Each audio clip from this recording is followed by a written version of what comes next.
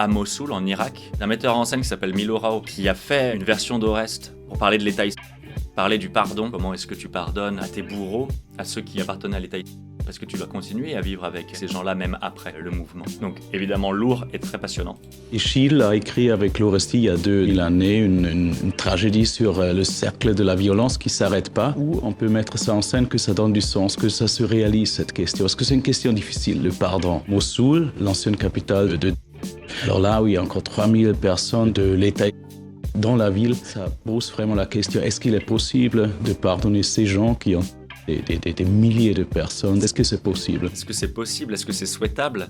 Est-ce que c'est ce qu'il faut faire, de pardonner à ces milliers de personnes? Parce que tu aurais tendance à te dire, bah non, pas de pardon, rien. Sauf qu'en fait, il s'agit de milliers de personnes, tu vois, ou de millions parfois lorsqu'il s'agit de tout un peuple qui a dû suivre un mouvement de gré ou de force, tu vois.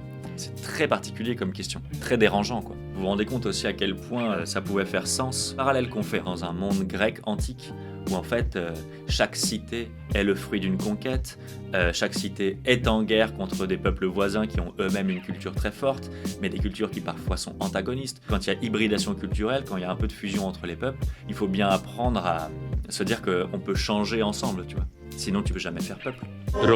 Troie n'existe plus.